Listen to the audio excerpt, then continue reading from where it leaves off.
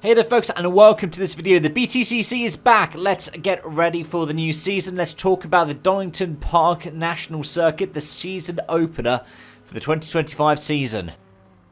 And before we get into it, let's have a little bit of a talk about the weather, because that has affected the last two runnings of the BTCC at Donington.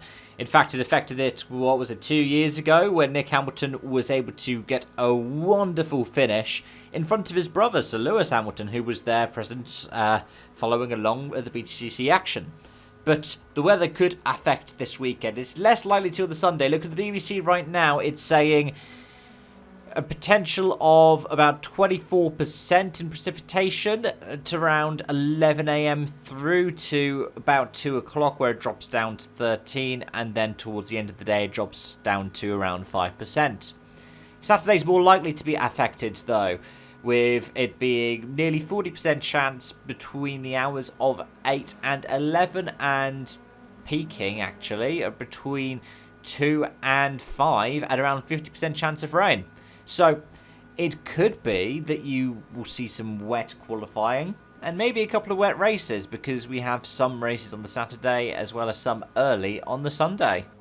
And from there, let's talk about the scheduling, because on Saturday, this is how it's going to work out. At 9 in the morning, you've got the F4 qualifying before free practice at the BTCC at 9:45. Qualifying for the Minis is around 10:30. Qualifying for Porsche Sprint Challenge at around 11:30. More BTCC practice around midday, and then in the afternoon you've got qualifying for the Carrera Cup around 1:45. Around 2:30 you can expect the first race of the F4s, before just after 3 getting the qualifying for the BTCC. Then you have the Mini Challenge on the Saturday afternoon starting around 4:30, and then starting around 5 o'clock the Porsche Sprint Challenge. On the Sunday, you'll open up with the Carrera Cups just after 9 o'clock in the morning, before the F4s at 10 to 10 and the Mini Challenge at 10:25. The Porsche Sprint Challenge will run at around 11 o'clock, before the first BTCC race should start around 11:50 in the morning, around midday. It's a slightly later start, but the last couple of years we've had it affected by rain, which has led to it being delayed by hours sometimes, so a later start is always quite helpful in that case. We'll then have the lunch break before the Carrera Cup at 1:30, BTCC Race 2 at 2:30, then we'll have the F4s again at 3:15, the Minis at 3:55, Porsche Sprint Challenge around 4:30, and then the final BTCC race is scheduled for 5:25 on Sunday. And in addition to that, the BTCC will be live to be viewed wherever you are in the world. Last year, they started a pilot scheme with TikTok, and that's in addition to the ITV coverage that we've had in the BTCC for decades. But this time around, if you're in the US or if you're in Canada, you can watch it on Racer Network. Anywhere else, it should all be available on YouTube. It's going to be wonderful to be able to sit down and watch this stuff. I love the BTCC, and I always have done. And to be able to get the variety of front-wheel drive and rear-wheel drive racing as well is not something you get in TCRs. The sort of close-quarters action is something that's quite familiar, but at the same time, with things like common engine platforms, the independent teams and the works teams competing, it's slightly different. It's got its own kind of air to it, and a nice variety of manufacturers as well, which you don't get to see so much in all of the other Tin Top series around the world. But it's not just that, as there has been a whole host of rule changes. For example, hybrid, which we had last season, is gone. It is being replaced, and part of that is going to be weight is saved. Part of that is going to be that turbo boost is replacing the hybrid and is going to be tinkered with in a similar way to the hybrid system, where you can say have the same power output. They should be technically faster because the cars are now lighter, but at the same time, it's going to be one of those things where you can modify it a bit like we have with ballast in the past. So it means that you will still see some ways of balancing it out to make a more competitive field. We will also see a continued drive for sustainability in the BTCC, as there is 100% sustainable fuel in 2025 as well. I'm really looking forward to seeing how that will fare in terms of the broadcast package, in terms of promotion of the championship, because it's great to see TOCA taking the initiative on this. And likewise, there have been a host of driver changes for 2025. The headline one, arguably, that four-time champion Colin Turkington has left the series. At the moment, it's just a one-year sabbatical. His place at West Surrey Racing has been taken by Darren de Leon. And at the same time, the LKQ Euro Car Parts Racing partnership has now gone over to West Surrey with BMW. The 2 cars for that, and that means there are going to be 4 BMWs at Donington, are Aidan Moffat, who's moved across, and Charles Rainford, who is, I believe, going to be making his debut after coming through the Carrera Cup.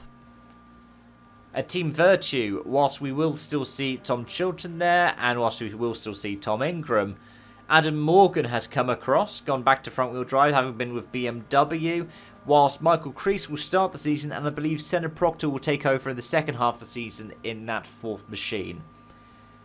Toyota Gazoo Racing will still have 4 cars, but they will all be under the TGR UK with IAA banner.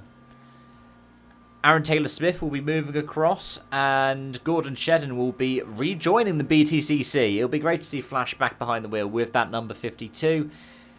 The other 2 cars for Ronan Pearson and James Dorland. Pearson having moved across as well, I believe, hasn't he? He's moved across to the TGR outfit, having been previously at Bristol Street Motors, now Team Virtue, until the second half of last season.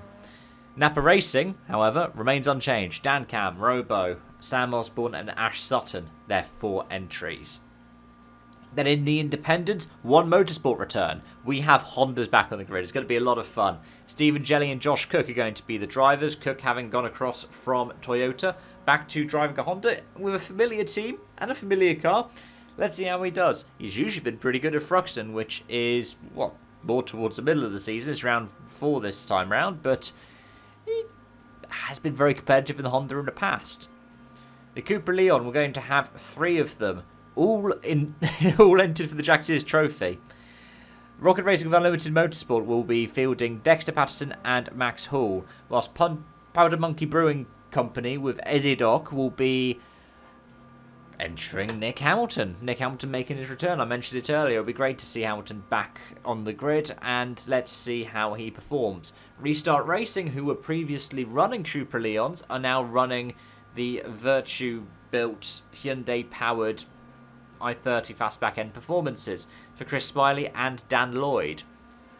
Whilst the grid will be rounded out with 1, potentially too late in the season, but for now 1 PMR Astra. It's now Motorpass Direct of PowerMax Racing, and Mikey Doble will be driving that this season. It was very touch and go if PowerMax Racing will be able to make it after their main sponsor backed out, but making this deal with Motorpass Direct means we will be able to see a developed and overhauled Astra with Doble back behind the wheel of it for this season. It'll be a lot of fun to have a look at.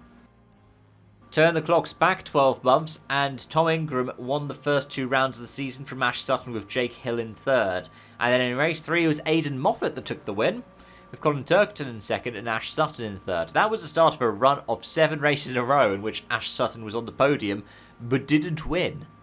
It was the first 2 were 2nd places, and then the next 5 were 3rd places. It'll be interesting to see if he can repeat that triple podium this year. Be interesting to see if Jake Hill can get 3 top 5s. Be interesting to see if Tingram can get also 3 top 5s, or potentially even getting the 2 wins. It was something that we saw quite a lot last season. In fact, I think in the first 2 events, it was a pattern, wasn't it?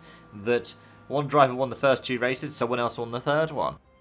Anyways, let me know your thoughts, your ideas, your comments down below. Thank you so much for watching and joining as always, folks. And until next time, it's bye-bye for now.